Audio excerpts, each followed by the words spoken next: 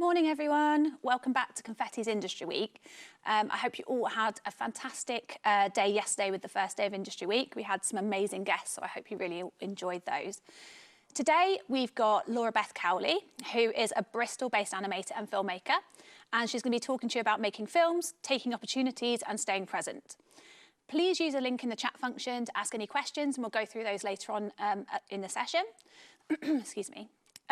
We hope you enjoyed the session, and a massive, massive, massive thank you to Laura-Beth for agreeing to chat to us all today. We can't wait to hear what you've got to say. Don't forget, you can still book on to upcoming events by going to the Industry Week website. Make sure you use your Confetti or NTU login details or you won't get the link, so that's dead important. You can also win some cool prizes. Not too sure what they are. I know you can win some money, Amazon vouchers. So make sure you tag us on Twitter or Instagram using hashtag IW21 with all of your experiences, whether it's stories or posts or anything like that. Just share everything with us. We want to see what it's like your end, being at home, watching all these amazing people. So I'm now going to hand you over to Laura-Beth, who should be here. Hello. There she is. So yeah, all over to you, Laura-Beth. I'm here if you need me throughout the talk, but yeah, I'll hand it over to you. Excellent. Hello, everyone. Thank you, Jackie. I'm just going to share my screen. So there we go. So hello, everyone. My name is Laura-Beth. I'm an animator and filmmaker based in Bristol in the Southwest. And today I'm going to talk a little bit about my journey to making films and working in the animation industry. I'll show you a few of my films and discuss how some of the behind the scenes research and production, as well as how this led on to the next project. So today I hope to show you how having a broad skill set and area of interest can be useful and how you can make these things work for you. I hope that all sounds good.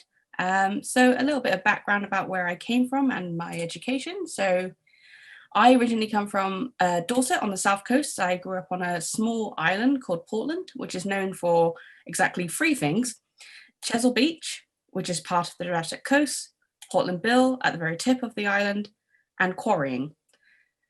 So Portland stone is a famous kind of white limestone, which a lot of big important buildings are made from, like St. Paul's in London, but also like many island culture, there's a certain level of weirdness and folklore. So on the island, you're not allowed to say the R word, which stands for rabbit, which I still feel weird about saying, even though I'm not actually on the island. Which the island is actually completely littered with. The reason being that in the old days,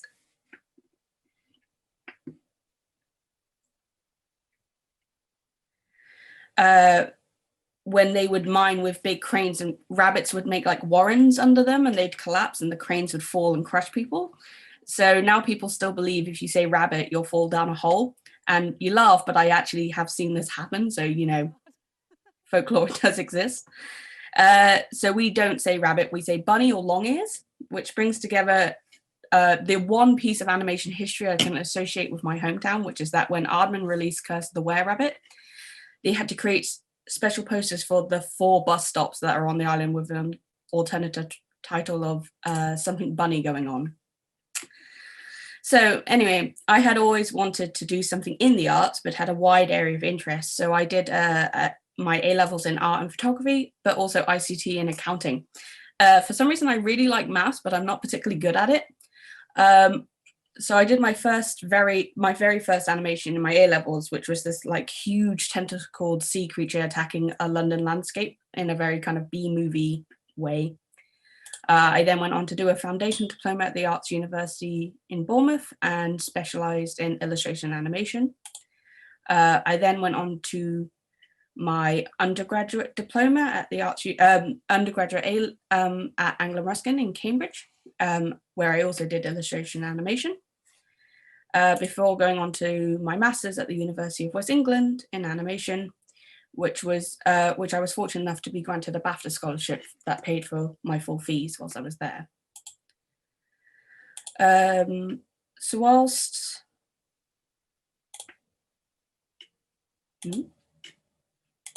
there we go. So while studying, I did a whole range of films in various techniques, from hand-drawn to CG to chalk to stop motion, claymation, and paper cutout. about all kinds of things like children's stories, carnivals, Greek mythology, French art, poetry. Most of these films I was given somewhere between 2 weeks and a month to make, and generally made every aspect of it largely by myself. Most of these films you can still find on either my Vimeo or my YouTube channel. But by the time I got to my master's, I finally had a decent amount of time to make a real go of making a film. So I decided to go back to my hometown for inspiration, and I wanted to make a film based on Chesil Beach. This is Chesil Beach here. I live on the top of the island, and it goes all the way around and ends up at another coastal retreat here. But it's this big sprawling coastline of just pebbles and rocks. And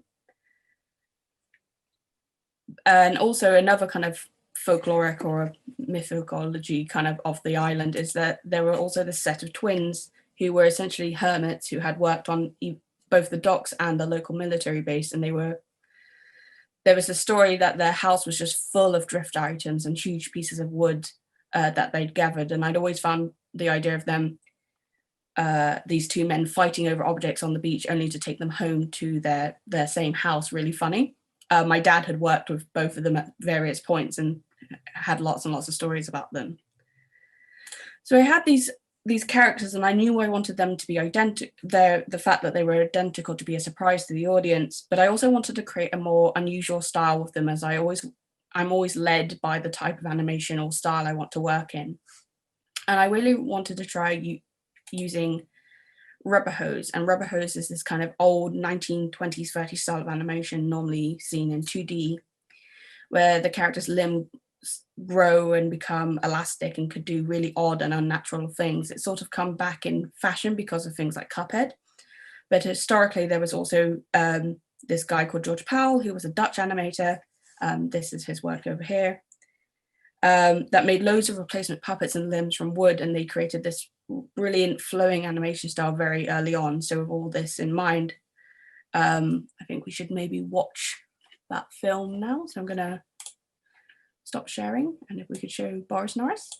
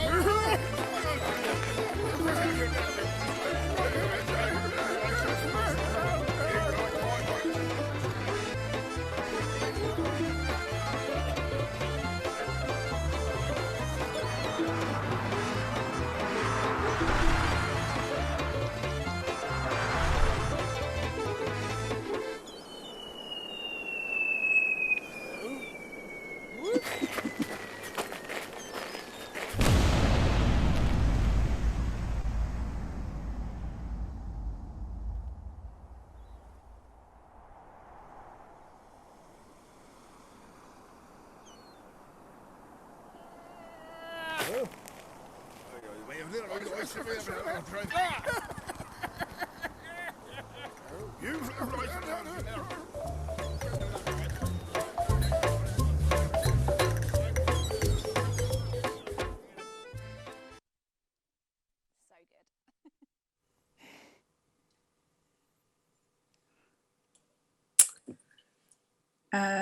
Yeah, so in order to give this involved creating quite weird puppets with replacement limbs and heads. So we made a bunch of molds for the legs and arms, boots and torso, and back painted them in contrasting colors. And we needed to make lots and lots of replacements because the armature was wire. They had a tendency to break down quite quickly, especially with the very expressive, bouncy movement that was involved in the film.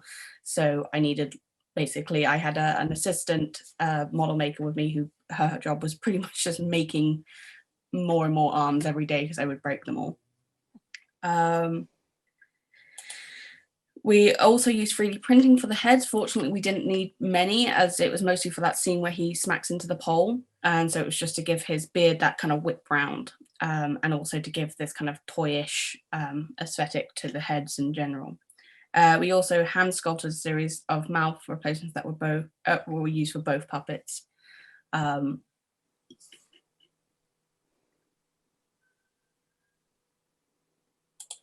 So in order to give the puppets kind of a wide range of movement, they ended up being quite large, which meant the set had to be quite large too.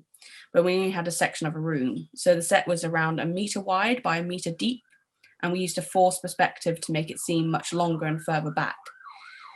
We also used cellophane and Vaseline, on a Perspex sheet to create the C effect, which wasn't the only in-camera visual effect that we created. Here you can see some of the rigging that was painted out in post. These puppets were designed to be pretty much always bouncing and squatting, which meant they couldn't really stand by themselves. And magnets and tie downs wouldn't be accessible under the kind of pebble dash set. So a more traditional ball and socket rig was used when the puppets needed to stay upright, which was always. The smear that was in the film was a personal highlight for me. Here you can see the stages that went into creating that effect, sort of a nod back to that 2D style which the film is rooted in, but the effect also adds humor and a kind of punchy timing to the scene. The other practical effect was, of course, the explosion, which was created by putting together layers of batting and loose fluff into cones and creating replacement cones and clouds. A similar technique was also used for the fight scene as well. We also used an LED light in the center during the initial explosion. So after that, that created this kind of luminous effect in the shot, and then it was sort of shot very quickly in the scene. So after this film was finished, it started its film festival tour and it went around the world to various stop motion and animation festivals. And I finished my master's. And so after I finished my master's, I started a collective with 2 other members of the MA. So as well as doing stop motion, I had always done a lot of 2D animation using After Effects.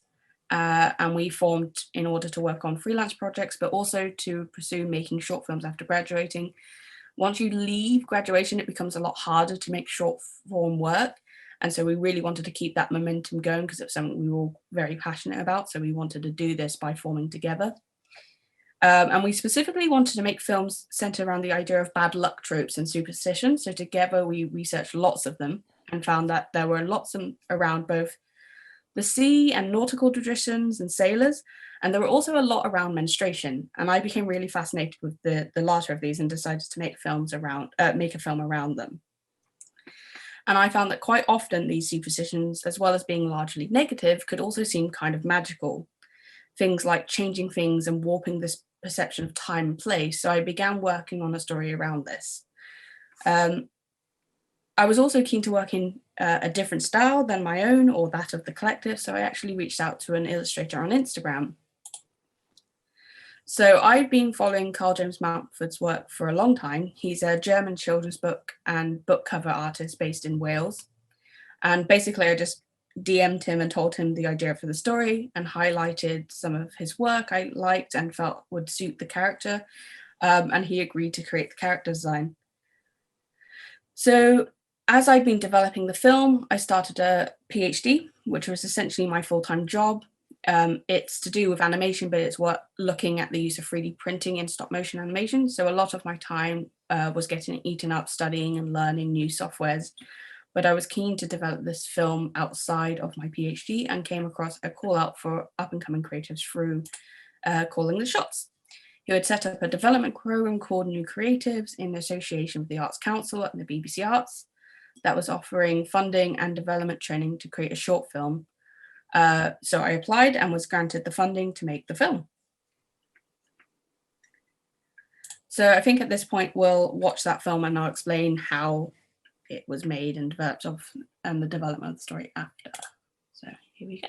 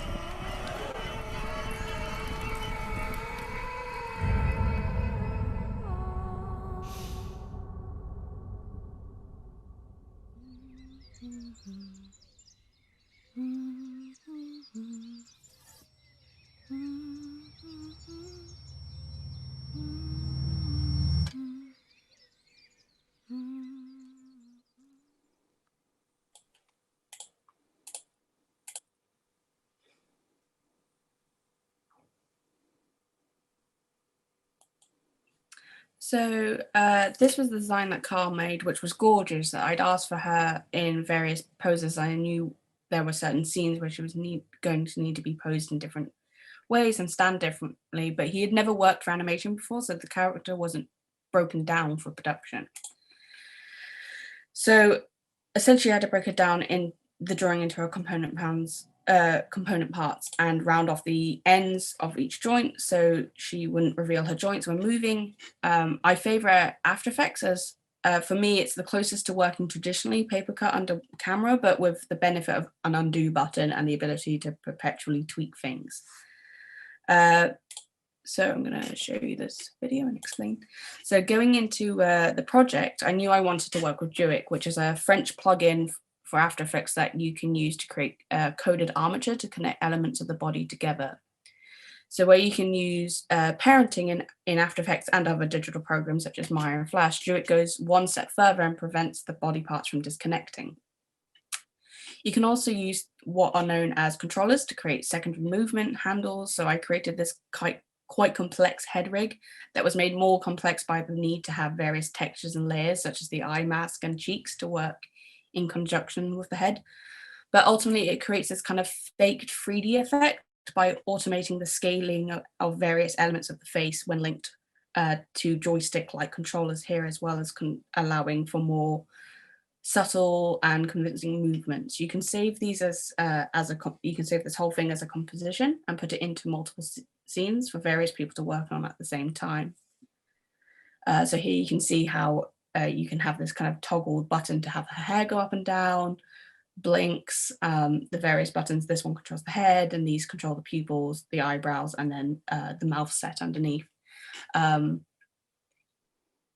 And you can sort of set keyframes for that as you go along. So you set the keyframes on these kind of parallel layers that sort of hold all the information, but there are actually dozens and dozens of layers, as you can see here. Wow. That sort of use mask layers to hide a bunch of things, and there's a bunch of coding that goes into it, but it's achievable. It's just this was a particularly complex one because of the layout of the actual character itself. So skip ahead. There you go. So you can sort of see it in the scene. There was quite a lot of close-ups, so we thought it was a worthwhile thing to do for this film, but it also meant that we could put that onto the body itself. You can also use it for the whole body, which allows the body to work more like an actual body, sort of like a rag doll. So all the secondary action follow-on limbs that react, they react as if they're affected by gravity rather than simply moving with the parenting up and down. So you're able to sort of have controllers that control the feet and the limbs, and they're all sort of anchored in their own position. And so it sort of just makes everything move in a lot more sympathetic way. So you can sort of see that. You still have to animate everything, so there's still like actual animation involved, but it just sort of makes everything work a lot more naturally.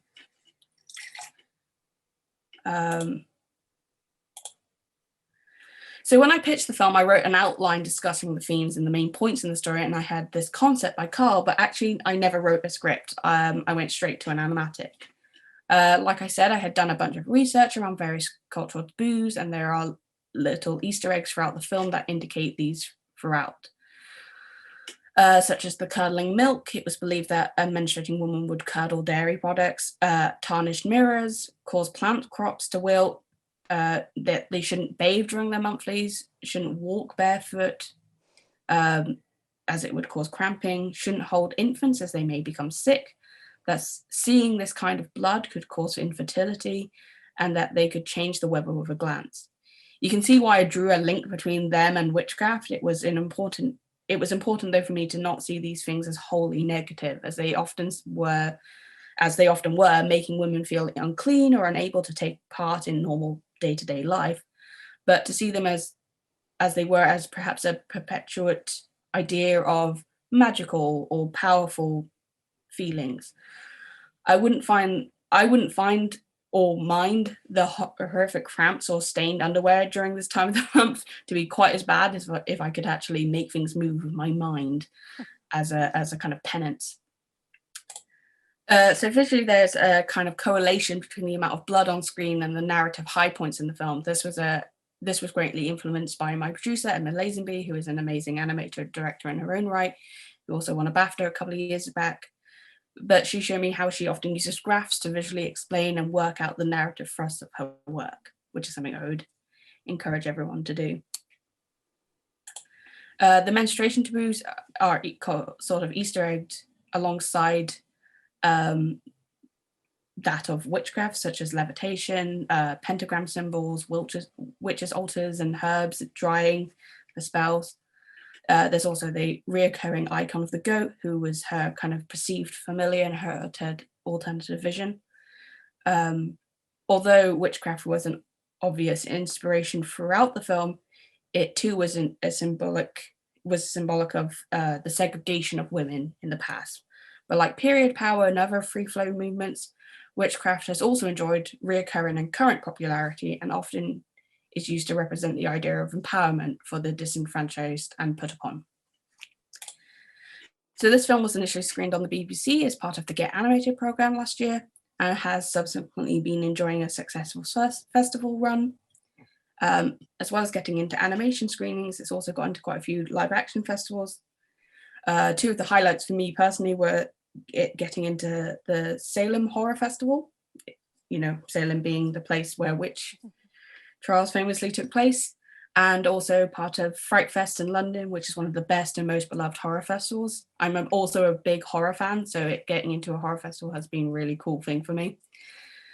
So this project led directly on to working on another film, this time as a freelancer for Calling the Shots, who had taken on a project that was funded by the Arts Council and Arts Humanity Research Council to animate a leading researcher's project directly based on their experience of working with me.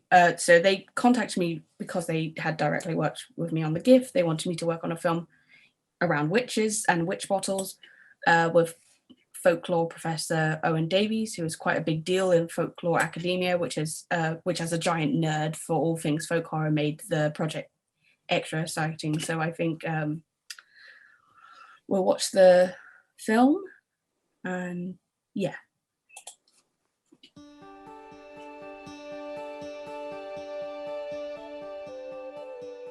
Oh, I've seen something about this online. It's like some sort of magic bottle, I think. I am a bottle for sure. But magic? Perhaps. Back in the days when witches were still being hanged in England, some 350 years ago, I was once used as a medical cure against a certain witch. If such people ever existed. But my story begins years before. It's 1665, and I was born in the German town of Frechen. Bottles like me were traded across the globe. We were used to carry vinegar and cider and mercury from the Far East. But I was shipped empty and had a very different fate. I was packed with dozens of others and taken to Cologne, where we sailed up the River Rhine to the port of Rotterdam. Here I was placed in a ship's hull as ballast for the journey to the port of London. A few weeks later, I was gathered with several others at a market stall when a mysterious gentleman approached, greeted by people as Dr. Jacob. Stone bottles for use in the home or the alehouse. Stone bottles for use in the home or the alehouse. I will have one. Some devilish spirit torments a woman. Thanks to God for the good work you do with your physic, Dr. Jacob. Take the bottle as a gift. I might have need of you. My pigs are behaving most strange. From what I saw subsequently, I could tell he was no fancy physician, no learned man, but a cunning man. He knew what he was about. At the market, I had heard the stories of witches hanged in their dozens in years past, but the people were still fearful, and Jacob prospered. The woman is not well, but neither she nor her husband know what is wrong. She is haunted by a thing in the shape of a bird that flies near her face, and she cannot enjoy her natural rest well. They seek out the cunning man, who says it is a dead sprite. "I know the cure for what ails you," he claims. And so my life as a witch bottle begins, though no one calls me by such a name. The woman takes me and fills me with her urine. Then they put nails, pins, and needles inside me and stop me up with a cork. Then the torment begins. I'm put on the fire and the sharp objects start to move and joggle my insides. The piercing pains I suffer will also be felt in the bladder or heart of the evil one. It is something only the English do with the likes of me. Oh, a belly full of mercury would be better than this. I couldn't contain myself, and the cork popped out with a sound like a pistol shot. The ritual had failed. The poor woman continued to fare badly under the devilish influence, and they suspected now that only a witch could be responsible for such a malady. A new cure was needed. Jacob advised that I be filled once again with urine, needles, pins and nails, but this time, thank goodness, I was only to be buried under the hearthstone to protect the woman from further harm. It was rumoured shortly after that the witch died in her bed. I succeeded!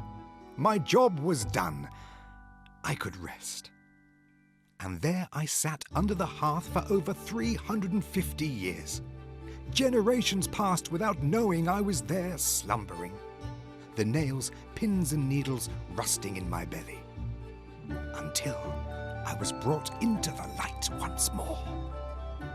Now I'm kept on the mantelpiece. The family say I belong to the house. I am its custodian, its guardian spirit and protector in difficult times. Here I will remain.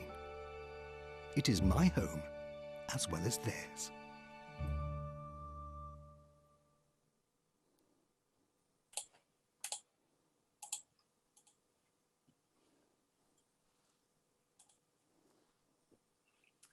So hopefully you have an understanding about what a witch bottle actually is. But the project itself was involved in a slightly different way of working again. In this 5-minute animation, there were over 65 images, all of which needed to be copyright cleared. When working with collage, it's all about creating a visually interesting image, but with balance. But these elements also needed to be fact-checked with the researcher for accuracy. As with the gift, I like to assign meaning to decorative elements where I could. Particularly all of the 65 images needed to be cleaned out and be kept at the highest resolution as possible, which caused a couple of technical considerations as well. So when I pitched the collage style, I did so because I had always wanted to work in this style in a kind of digital way, but also subject-wise, it made sense. As I was dealing with a real object at the center of the story, and I thought it was important to show the real thing as much as possible, witch bottles are such a tactile, interesting thing, I wanted to really showcase them. Also, collage is often used in occult art and comes from a kind of modernist, Dadaist way of working, which are also big influences of mine. Collage now is now often used in non-fiction or explainer kind of films, and this kind of modern minimalist collage is very popular at the moment. Because it's stylized but also efficient, which was helpful as the film was created in 2 weeks. But it can be tricky due to the kind of copyright clearance and basically finding the right mix of retro and modern images with the correct lighting and style.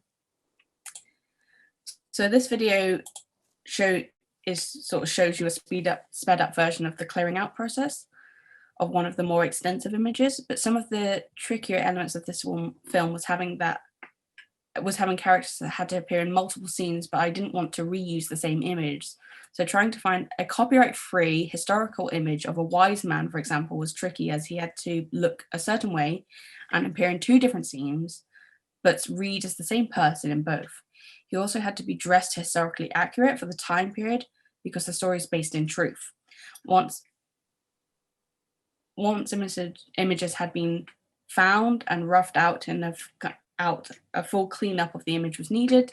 This would also involve fixing elements of the image, hiding or erasing elements, extending parts using clone tools, articulating parts, and then positioning parts that could fix in a way that made sense within the scene. Wherever possible, when there was leftover characters in images, I combined them into group scenes to add depth and try to use every element of an image to benefit various scenes. So here you can sort of see the length at which she had to do this, and also because the images were really high res, it also slowed down the computer significantly, but you had to keep everything as high resolution as possible because you don't know where it's going to be screened, whether it's going to be on TV or in a cinema. And also, I had no say over whether the images were going to be high resolution or not. I kind of was at the mercy of whoever had uploaded it. So some of them were crazy high res and some of them were not. So it was about trying to create that kind of balance and making it not seem as if everything had come from various different places and as if they were images created specifically for this. So you can sort of see here a little bit more of the kind of morphing and having to place things and put things in position so that it wouldn't reveal that it wasn't one big group scene. Similarly, this guy came from a completely different etching. So I wanted to use him to sort of add extra depth, but it also involved recoloring it so that it matched with the rest. And then you can sort of see this in position.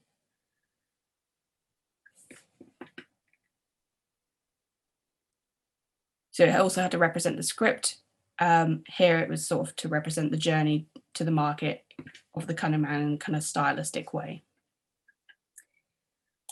Similarly, in the fireplace scene, you have further elements that were composited in. So the clouds are just one big photo. Moving slowly down, there is a video of a fire in the fireplace, lighting in the scene. The bird-like creatures were animated cutouts created by me. The flowers, although largely there to give that balance I talked about, also have symbolic meaning. The left flower is called birdfoot truffle, which happens to be one of my favorite flowers, but also is a symbol of revenge, which represented the revenge between perhaps the witch towards the ill woman or the ill woman's family towards the witch. The other flower to the right is called toadflax and is a known witchcraft element for protection and used to break hexes. So these are the little elements that bring me like dorky joy throughout making projects like this. Similarly, the Shadowbox Scene was a late addition to the script. It was quite short, but with lots of imagery. The dialogue had to work in one scene, but I didn't really want to linger on the hanging for too long, and the animals are something I really wanted to capture. So I'd previously visited the Witch Museum in Boscastle in Cornwall, and if you ever get a chance, I highly recommend that you go there.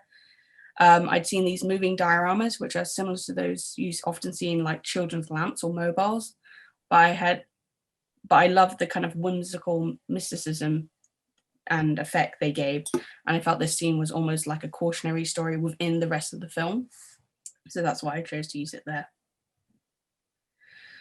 So that film is currently on the iPlayer and is part of the academics research output, so I've been given talks about the film alongside the academics, and I'm waiting to be able to submit it to festivals in a kind of commission films section. So I'm really enjoying this like weird tiny niche I've carved for myself as the person to go to for animations about witches. My new film that I'm making as part of my PhD is also about witchcraft, because apparently I can't get enough. So I'd like to end with a few notes of things I've learnt in my career so far.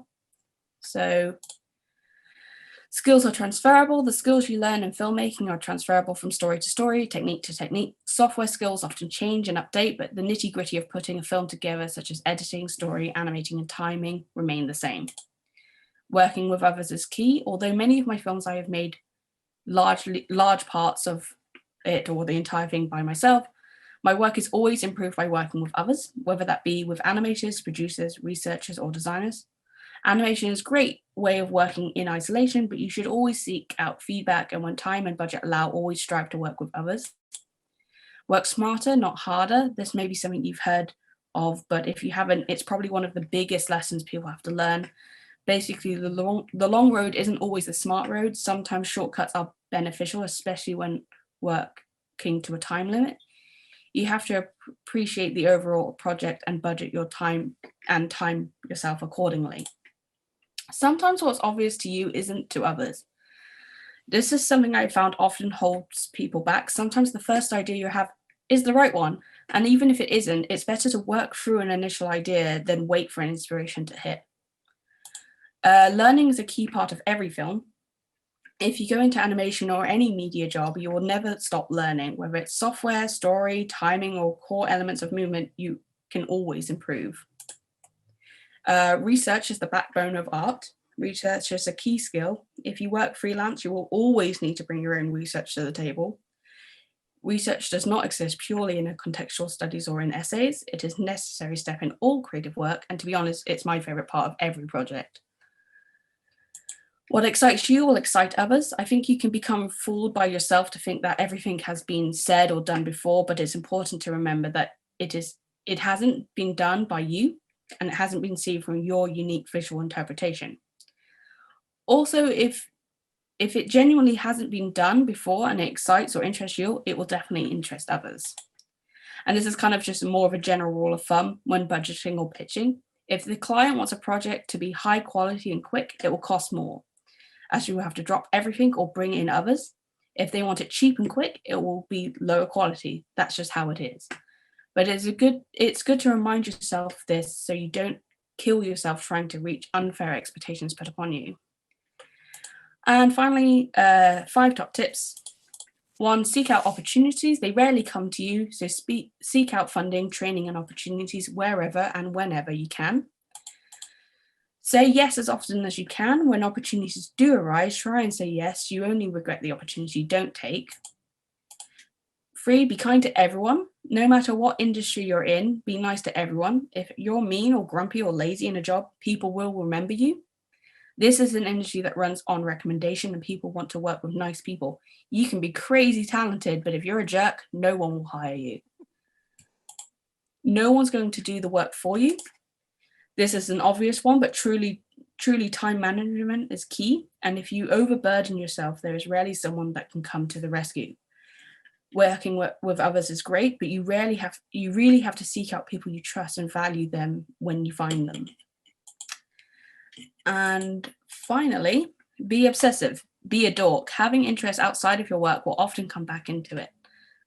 That obsessive nature is often a hallmark of animators, as we have to be detail-oriented and enjoy repetitive activities. But showing your interest and passion to as many people as you can may lead to work that you really enjoy. Those projects are what make it all worthwhile. And that's me. Thank you. Wow, thank you so much. It's so weird being here with no audience and no round of applause, but it was really good. I love seeing your work. Thank you so much, Laura-Beth. You're welcome. I've got a few questions from the students watching, but I wanted to say that it's really interesting seeing your work and hearing you say how important research is, because you can tell that from watching your 3 films you showed us today, and also hearing about just how you work, that it is what makes your work stand out. Is like you said, you call them dorky things, like adding that flower because it means revenge, and that flower because it's something to do with you. That word why, I always ask our students, like, but why have you given it that colour? Why have you used that dog and not that dog? And sometimes I think they think I'm mental, and they're like, but there's always meaning behind these things. And I love that you've shown that today, because, yeah, love it. So I just wanted to say that, because it's definitely a theme.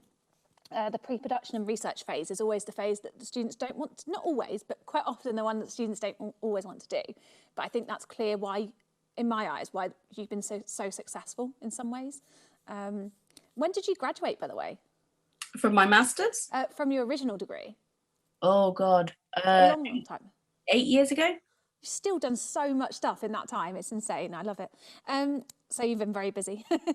So some questions from the students then. So Sam has asked this, but I can imagine quite a lot of other students will be quite interested as well. A lot of the work that you've done has been sponsored, or you've got scholarships, or you've managed to get some backing behind you, which is really fantastic. So Sam just wants to know, how did you go about getting that Bafta Scholarship for your MA? So the Bafta Scholarship came about because I was also applying to go to the NFTS at the time to do production. And the NFTS fees are like insane. Yep. So where this MA costs like $3,500, the NFTS costs like, I think, 10 grand per year. Right. And so there was absolutely no way I was going to be able to go to that uni if I didn't have some funding. And so BAFTA tends to fund them for 1 year, and then you have to reapply to then get the second year, but they don't obviously give it to everyone. And there isn't really that many like focused ways of getting funding else to get onto that course. And so lots of people have done really bizarre things in order to get funding. Like one person had like emailed every Scottish actor that had ever existed to be like, would you fund me to go and do this course? Amazing. And he did get some money, so it does work. But so I'd applied for this, and I applied for the Bafta Scholarship for the NFTS and for this course. And for production and for animation, and I had to have an interview with them, which was very odd, and was like this. It was through like video link, and I just kept getting rotated to different people, and one of the people on that panel was the producer of Hellraiser, which was very bizarre. Cool. But essentially they didn't give me the funding for the NFTS, and then the NFTS didn't let me on their course, which I was happy about, to be honest, because I don't want to do this. But I got accepted onto the animation course, and then I got a phone call from Bafta because someone had pulled out of NFTS funding. And so they ended up having basically enough money to fund like 3 other people who were going to courses not at the NFTS. So that's how I ended up getting it. So I didn't initially get it, and then I got it because someone else dropped out.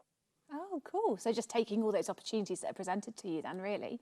Yeah, it's one of those things. I remember when I was there, loads of people hadn't applied for it, and I was like, oh, because I got a phone call to say I had an interview for it, and I was like, oh, it was for the Bafta Scholarship, and I was like, oh, have you heard anything? And they're like, oh, we haven't applied, and I was like, why? Where are you getting the money from?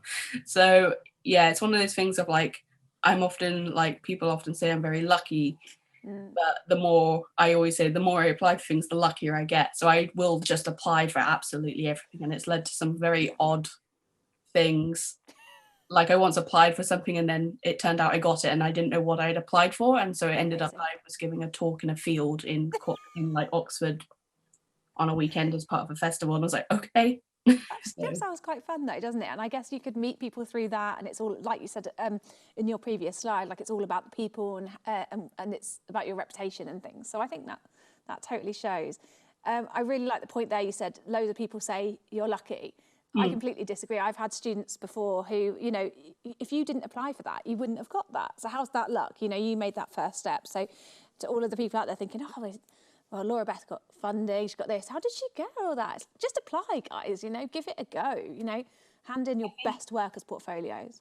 I think also the other thing to mention is there's a lot of things I do that I don't get any kind of funding for. Like I write quite a lot, and I do a lot of outreach stuff and do a lot of screenings and that kind of thing. So I meet a lot of filmmakers, and that's how I end up hearing about opportunities. Lots of networking and personal projects. Yeah, so as well as my own work, I do quite a lot of like work around showcasing other people's work.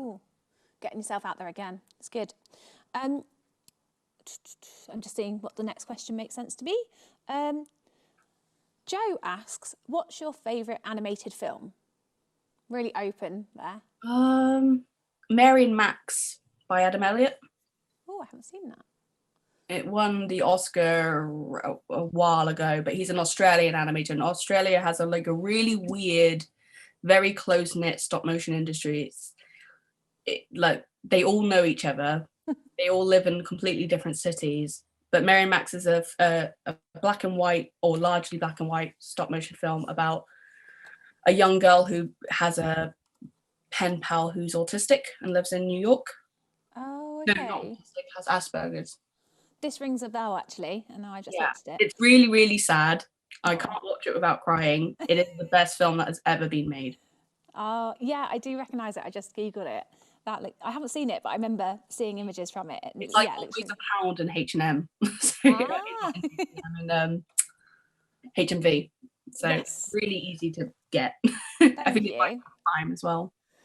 Is stop motion one of your like, is that something you've always had like a passion or a love for? Because I know you're not doing as much stop motion these days, but is it, what is it that draws you to that technique? Although I did see on your Instagram you were doing some eyes and birdie kind of. Yeah, I am doing stop motion like whilst I was doing these last 2 films.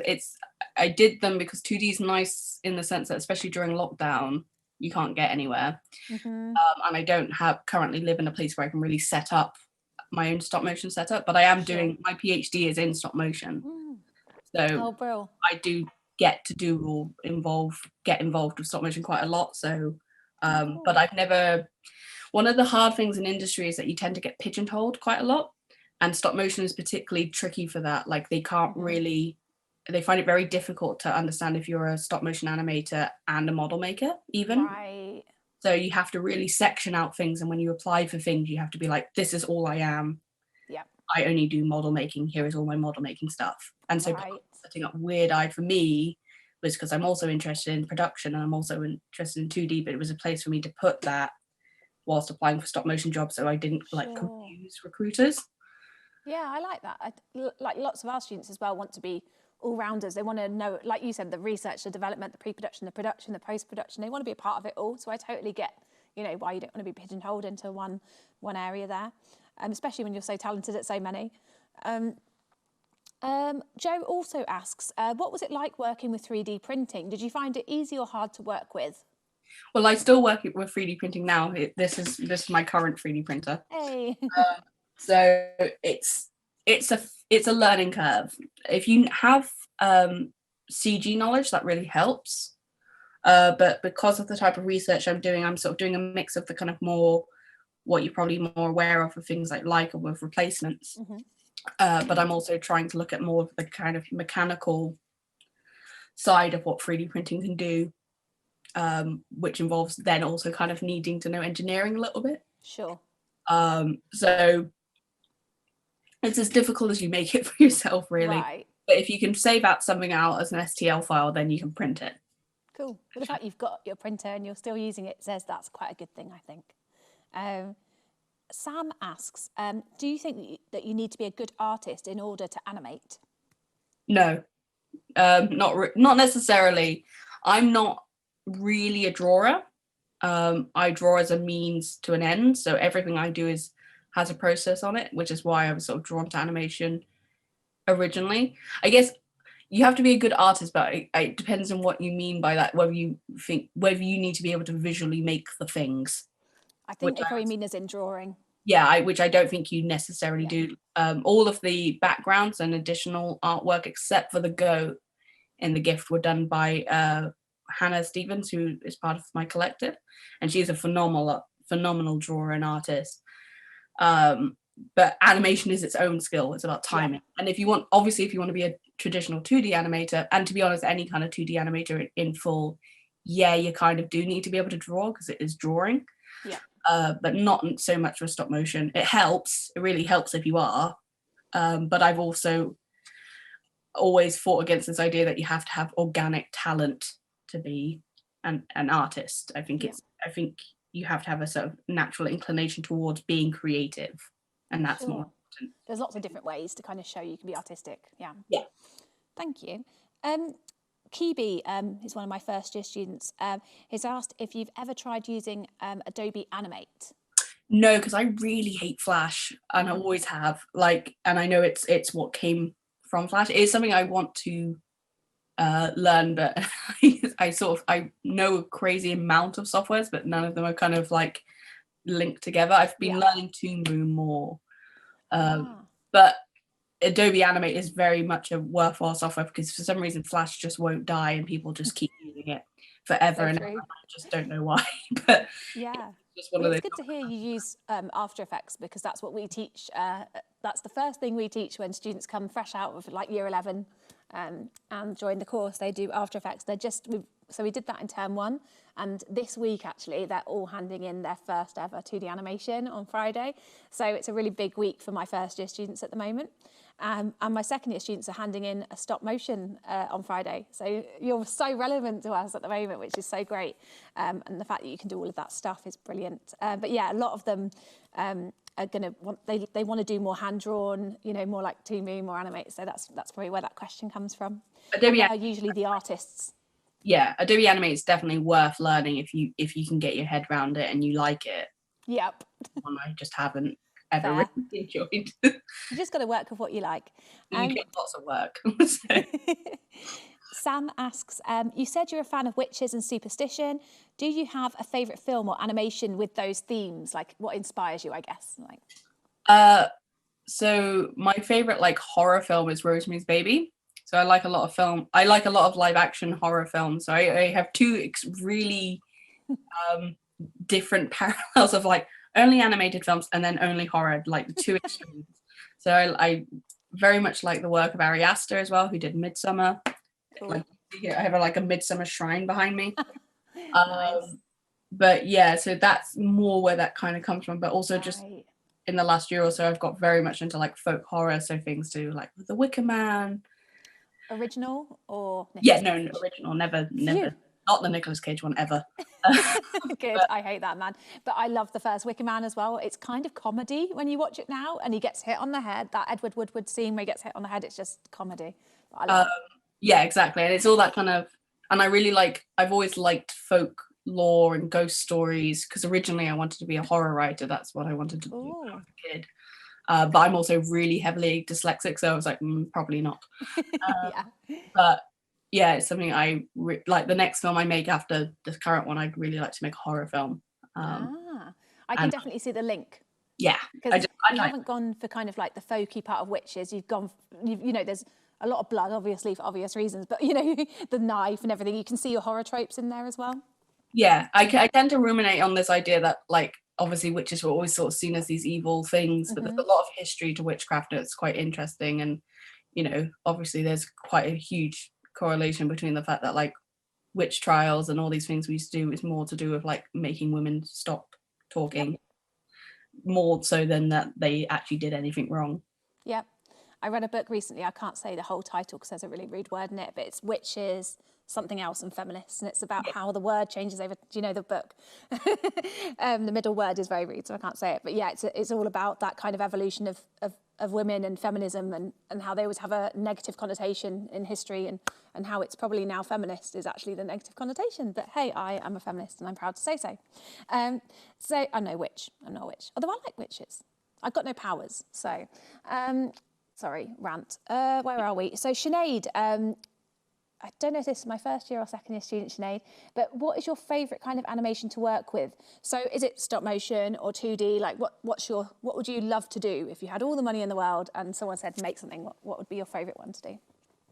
I mean, my first love will always be stop motion, and I like 2D because it's more immediate, but yeah. I really love stop motion. But the problem is, especially once you leave the education process, is that money is a real issue, and it's not so much necessarily the money to keep you supported or keeping for the materials, particularly because you can always skive that and like work within parameters. It's getting the space and having all the kind of equipment that you take for granted when you're in art school, like having space to do it, lighting, camera, and all that kind of thing.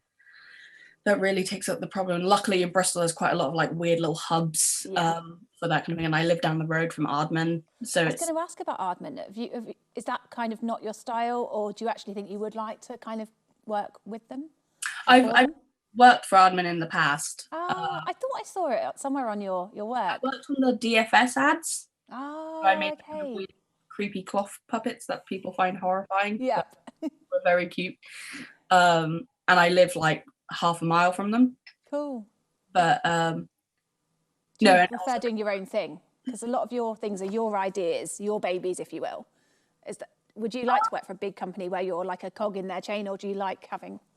I like all elements of it. I to be honest, I've always ended up making films because nobody else wants to, and so I've ended up like, that was the reason I ended up making Boris Norris, is because I really wanted to work on something stop motion, but we had 7 people who wanted to be directors in my...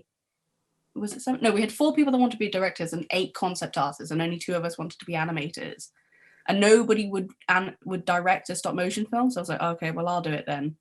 And it was so that me and the other model maker could actually work on the film. I don't know why, but that's great though. You know, take that chance again. Yeah. So get your name out there. I love that. You've got to be confident, haven't you, to take the reins of even a short film or anything. So because it's all of your ideas going in one space to be criticised in a way, isn't it? So I never really refer to myself as a director because I'm not actually super good at making like decisions. I'm quite a good producer because I like making other people's visions come to life, and I like making films because I have good ideas for like overarching stories, but I'm actually not I don't really pitch myself as a director. I just happen to end up directing quite often because I'm just the person that's like, well, it has to get done, doesn't it? So do it then. You've got that producer element to you where it's like, we just got to do it. Someone do it. That's totally me as well. Cool. Louise has asked, do you or have you ever believed in any superstitions aside the rabbit one? Yeah, I'm kind of like, I'm very logical, but I do have like, my mum was raised Catholic, so I have a lot of like weird little extra things like touching wood is a very common one. I'm also slightly OCD, so I have a lot of like my own kind of needs to sort of like forgo things. Yeah. Like I won't walk under a ladder. I have to Yeah. sit with magpies. All those things. Like I know in my head nothing will happen, but I'm just like I risk it. And that's kind of like it's the same thing as like I'm not a witch and I don't practice witchcraft, but I'm really interested in it. But I always I also like I have hangovers from being Christian, so I'm just like maybe I won't be a witch, but I'll be really, really involved. I'll be really nice to witches, but I won't be one. Right. Yeah, I get that. I never slag off anything superstitious or religious or folkloric because I'm just like just in case. Just in case it's really there. Like, yeah, I get that. Can't be mean. What about walking on cracks? Yeah, nah. No, too much. Yeah. I'm just trying to think of more ones. Black cats, is that still a thing? I don't really like cats. Oh, do you not? What do you like? Any animals? Rabbits? Yeah, I love all animals, and I don't mind cats. They just know I'm scared of them, so they tend to like. I've just had really bad incidents with cats where they're just sort of like. When I was a kid, I had one that just it kind of clawed me and it got stuck in my nail. Ooh. So that just sort of traumatized me. That doesn't sound good. But I'm happy for them to exist, just not near me. Yeah, not in your house. That's fair. My cat tries to bite me every day, and I still like cats. But yeah, if you see me in real life, you'll just notice I've got like loads of like puncture wounds almost. Yeah, I don't really understand the logic of keeping. I'm like, cats are not pets; they're just things that live with you. Yeah, that's so true. The relationship is so weird between a human and a pet. They totally rule the roost. They own you. Yeah, they attack you and you still feed them. It's quite a toxic relationship actually, but I quite enjoy it with my cat. My cat is called Luna, which I guess kind of goes with the witchcraft. Well, Harry Potter, really, to be fair. Okay.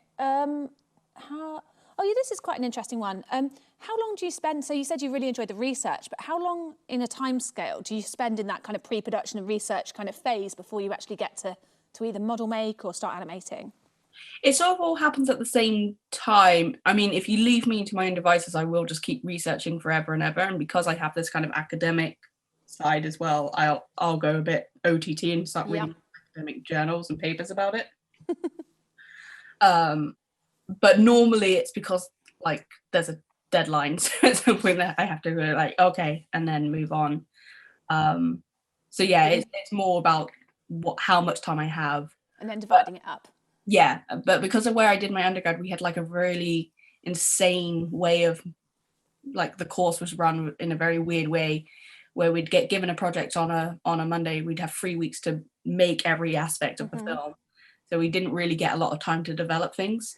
Yeah, was that Bournemouth, was it, that you went No, this was in Cambridge. This was in England. Oh, in Cambridge. Yeah, it's kind of like that here. We've just changed specification with our first year, so they have slightly longer to make one thing, which is great. Like, this is the first deadline they would have had since September. So they've had all this time to make their 2D animations, but they've had to learn the software from scratch as well. So obviously it's not just like turning up and starting.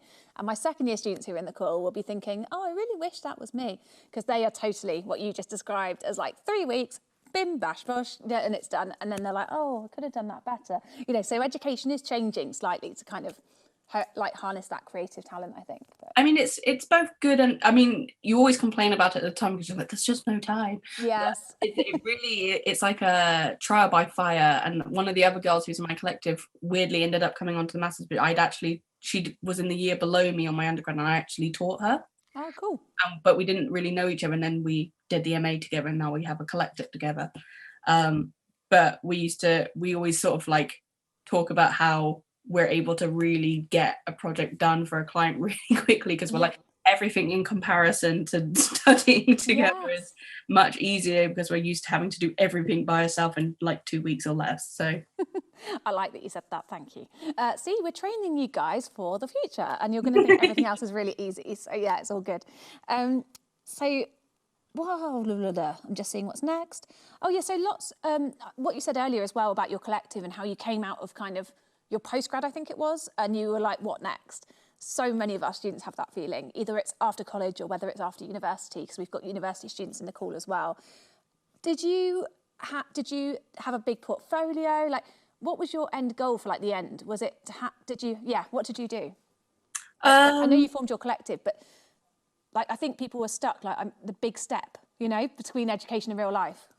Yeah, I mean, it's always tricky. And also our MA finished at a really weird period of time. So it was like just before the winter. Oh, okay. So you know, productions go through ebbs and flows, and they always thought there's always loads of work just before Christmas, and then in the new year there's either some work or no work. COVID has actually weirdly helped quite a lot because there's so much work on at the moment. Really? Because loads of people can't do live action, so Yeah. really hot ticket stuff. And I'm hoping that that's a trend that will carry on because they'll have realized they're like, actually, animation is cheaper and better.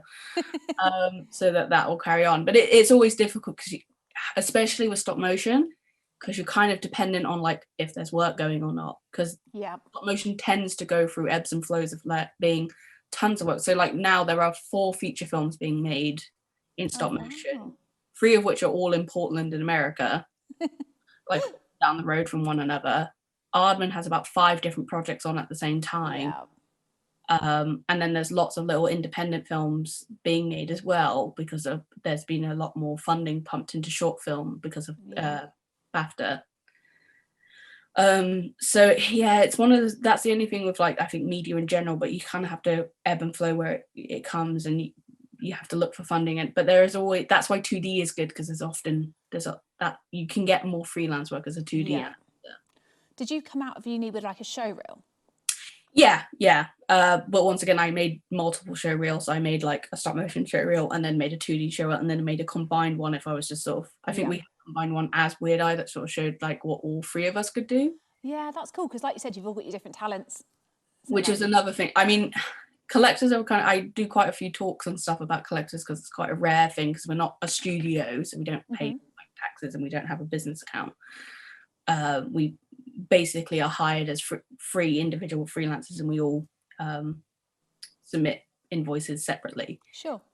But it is a good way of like sharing out jobs, and also getting onto lots and lots of Facebook groups for animation freelancing is also good, because then quite often there'll be jobs that will come up like, I can't do this job because I've already got a job, but does anyone else need it? That sounds good. I think that might actually be all of our questions. I feel like I could talk to you all morning though. Yeah, it's just been really good. Is there any more on the feed, guys? No more questions. There was something I wanted to ask you and I've just forgotten what it was. Oh yeah, that was something. Because one of the reasons when I saw you and I was like, I'd really like to get Laura-Beth in, was because I feel like all of your films have got really strong themes, like the witchcraft and then the menstruation one. What pushback do you get sometimes for having things that are controversial, like menstruation, periods? You know, as soon as I told my students that was going to be one of the things, I could tell they were instantly like drawn back a bit, not like put off or anything. Like I'm sure they loved it and it's brilliant. But do you know what I mean? There's that little taboo around some of those themes. Like, do you ever feel that pushback from people and like, oh, you did that? Or do you love that? Is that why you do it? Yeah, and I feel it within myself a little bit, but I'm also more surprised by it because I'm a bit like, well, it's 2021. Like, I'm with you, yeah. We see it every day. And so there was a couple of weird pushback things during that film that I found quite bizarre. Like there was a slight worry about the Bafta scene because of nipples. Yes. And I was like, I could put a nipple? Yeah, just because she had nipples. I didn't even notice that. I thought you were going to say because the bath filled up with blood. Yeah, they were fine with that. But I think they were worried that maybe the BBC would have problems with it. But the BBC had no problem, so they were like, no, it's fine. And then there was one thing about where when she's in the bath, she has some underwear that's stained with blood and it's on the floor. And my producer had a bit of a problem with that because she was like, you wouldn't do that. I was like, yes, I would. I am going to do that. Yeah. I was like, if she lives on her own, who the fuck is she picking up for? Yes. Like, apologies for swearing. No, it's okay. I swear all the time. I'm just trying not to. And she, so those little things like that. But not, so really it wasn't hugely negative then doing. No. So I think sometimes I ask my students like to have a real message or a theme, because I think that's what makes you stand out. As like a filmmaker, if you want to be a well-rounded one like yourself, you can do multiple different things. Even if you don't want to be a director, you end up doing it. But yeah, sometimes they're like, yeah, but I just want to do this thing with a cloud. Daniel, I'm talking to you. This thing with a cloud, and yeah, there's not really much going on. It's just a cloud in the sky. And I'm like, give it meaning, give that cloud meaning. And I think, yeah, once again, I think they think I'm a bit crazy. But I guess do you think that's so important to your projects to have that link to it and have something you want to say? Well, I think it's because normally I kind of work backwards in a way. I'm not a very story-driven person, which is an odd thing to say, but I don't like I don't read books on story because I find it a bit backwards for some reason. I feel like because I watch enough films, I'm like, inherently I just know how whether a story works or not, which is, you should read books on story. But because I'm normally driven either by visuals or by there being like this research or this meaning behind it, like basically this story was constructed by like wanting lots and lots of like Easter eggs and then a story loosely draped over it. I had this very strong image of the bit where she was sat in the window. I love that, by the way. That could be pictures. Like you could sell that as artwork, even though I know it's not necessarily your artwork, but you know, it's beautiful. But I tend to have like really strong images or a really strong idea of either the middle, the beginning, or the end, and then there's a bit in it that I really struggle with, and it's normally the middle part. Like I normally have a very strong beginning and end. Yeah. And I have to try and think of a story in the middle, the gaps.